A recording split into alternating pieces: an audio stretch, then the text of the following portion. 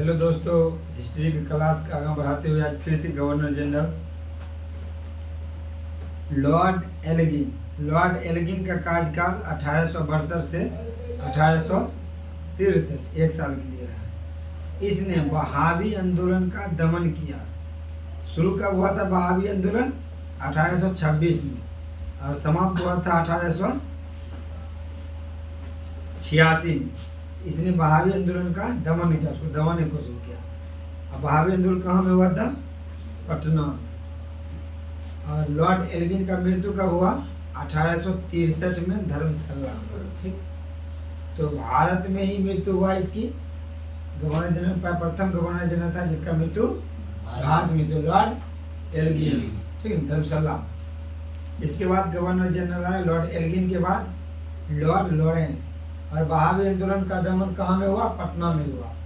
शुरू कब हुआ था? 1826। दमन मतलब दबाने का प्रयास किया, और समाप्ति हुआ था 1886 में। पूछा जाता है बहावी आंदोलन अच्छा है क्वेश्चन। लॉर्ड लॉरेंस का कार्यकाल 1864 से 1869 के बीच। 1865 में भूटान ने ब्रिटिश साम्राज्य पर आक्रमण किया। 1865 में भूटान ने ब्रिटिश साम्राज्य पर क्या किया? आक्रमण किया। लॉर्ड लॉरेंस के शासनकाल में भूटान, ठीक, भूटान की राजधानी मुद्रा गुल्ड। अफगानिस्तान के संबंध में लॉर्ड लॉरेंस अफगानिस्तान के संबंध में इसने हस्तक्षेप की नीति अपनाई। मतलब अफगानिस्तान के काम में हस्तक्षेप ही नहीं करता था, जिसे शानदार निष्क्रियता के नाम से जाना जाता है। लॉर्ड लॉरेंस के समय उड़ीसा में 1886 तथा बुंदेलखंड एवं राजपूताना में 1868 से 69 में भीषण अकाल पड़ा था। ऐसा अकाल पड़ा था, खाना वाना नहीं मिल रहा था। तो उड़ीसा में अकाल जो पड़ा था 1866 में, किसके समय में? लॉरेंस के समय में। और बुंदेलखंड राजपूताना में 1868 में। इसने हेनरी कैम्पबेल के नेतृत्व में एक अकाल आयोग की स्थापना। दिल्ली में कैम्पबेल 1857 क्रांति का नेतृत्व कर रहा था। एक अकाल आयोग की स्थापना की। इसने सन 1865 में भारत एवं यूरोप के बीच प्रथम समुद्री टेलीग्राफ सेवा शुरू करवाया। कौन? Lord Lawrence, Lord Mayo. इसी के शासनकाल में गांधी जी का जन्म हुआ। लॉर्ड मेयो 1869 से 1872। इसने अजमेर में 1872 में मेयो कॉलेज की स्थापना। अजमेर में कौन कॉलेज का स्थापना की? Mayo college. और 1872 में ही एक कृषि विभाग की भी स्थापना की। एक अफगान ने 1872 में से चाकू से मार कर हत्या कर।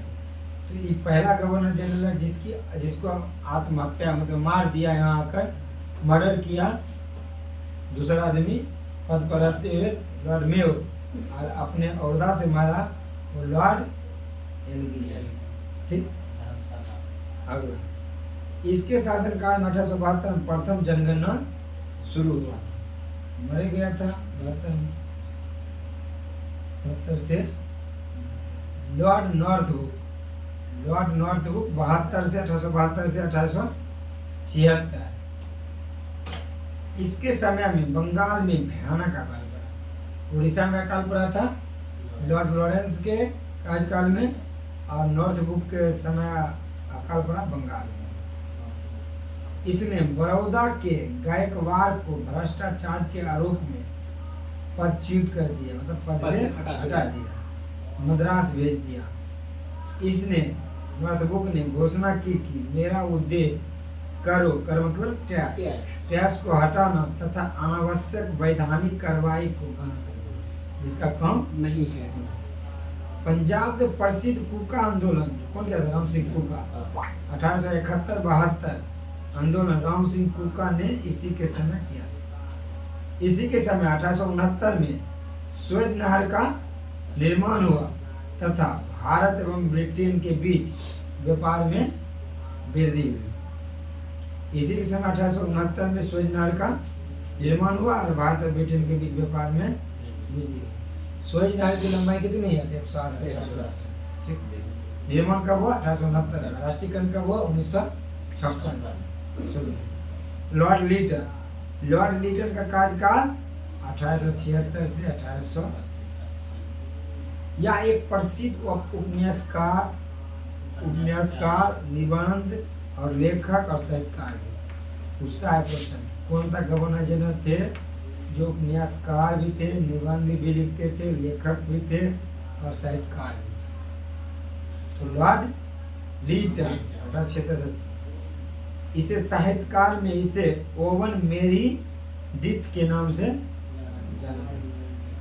इसके समय, लॉर्ड लिटन के समय में बम्बई, मद्रास, हैदराबाद, पंजाब, मध्य भारत आदि में भयानक अकाल हुआ। ठीक। इसने स्ट्रेची की अध्यक्षता में एक अकाल आयोग किया और ये किसके अध्यक्षता में? लॉरेंस कैम्पबेल की अध्यक्षता। उड़ीसा में और बुंदेलखंड राजपूताना में पड़ा था और बड़ौदा में पड़ा था, बंगाल में पड़ा था नॉर्थबुक के समय। और क्या कहता है, हैदराबाद, मद्रास, बम्बई, पंजाब और मध्य भारत में पड़ा था लॉर्ड लिटन। 1 जनवरी 1877 को महारानी विक्टोरिया को केसर हिंद की उपाधि से सम्मिलित करने के लिए दिल्ली दरबार का आयोजन करवाया। कौन? इसने आर्म्स एक्ट पारित किया। इसके तहत भारतीयों को हथियार रखने का अधिकार छीन लिया। इसने 1878 में वर्नाकुलर प्रेस एक्ट पारित किया, जिसके तहत समाचार पर कठोर प्रतिबंध लगा दिया। प्रेस की मुक्तिदाता किसे का? अरे फिर क्या किया? लॉर्ड लिटन प्रतिबंध लगा दिया। विशेषकर राष्ट्रवादी समाचार पत्र सोम प्रकाश समाचार पत्र को देखना नहीं चाहता। इसका मुख्य उद्देश्य था कि कोई अखबार अगर आपत्तिजनक चीज छापती है तो सरकार उसे बंद कर उसका सारा संपत्ति जब्त कर सकती है। पायनियर अखबार ने वर्नाकुलर प्रेस एक्ट 1878 का समर्थन किया। उत्तर प्रदेश है।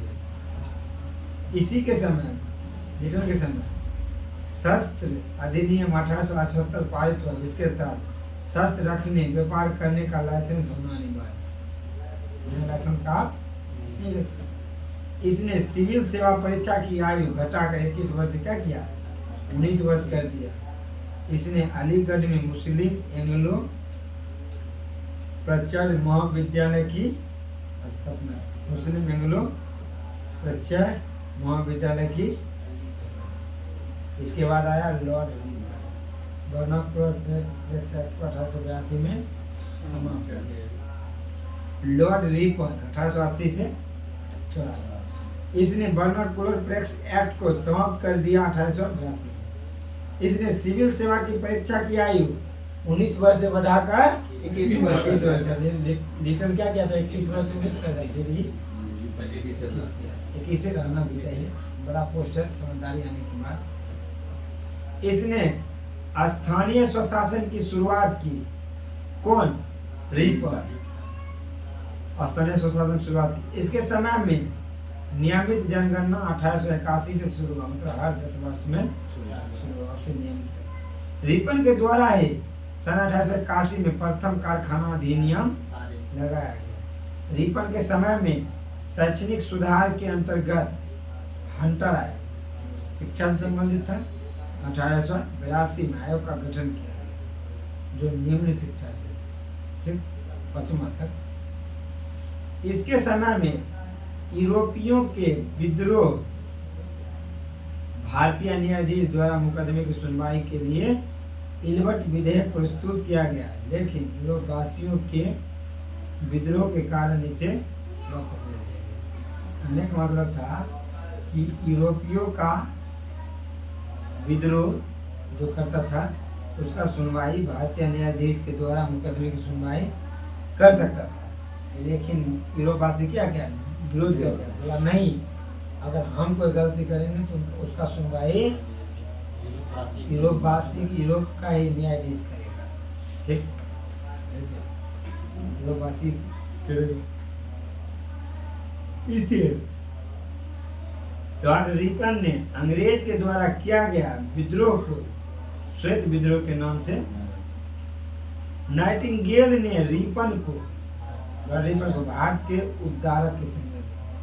गवर्नर जनरल ऐसा थे जो भारत के लिए बहुत अच्छा मतलब खराब मेवादी बढ़िया होता है बस वही थी। इसे स्थानीय स्वशासन 1883 का जनक कहा जाता है। उसके बाद लॉर्ड डफरिन कांग्रेस का स्थापना हुआ। इसके समय में तृतीय बर्मा युद्ध 1885 से 1888 तक चला और अंग्रेजी राज में मिला लिया गया बर्मा को।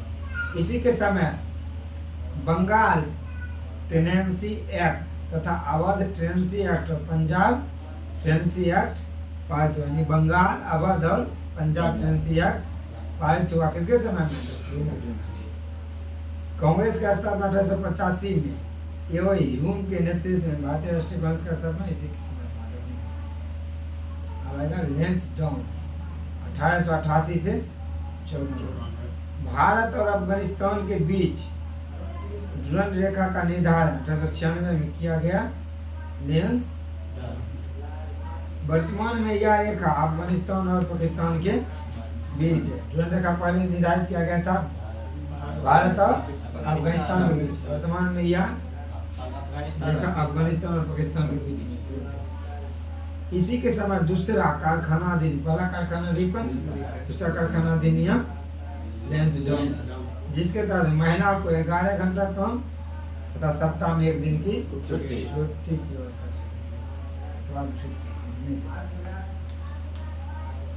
1843 से जो छुट्टी मिलता था, शुरुआत हुआ था रविवार की छुट्टी, वो यूरोपीय अंग्रेजी।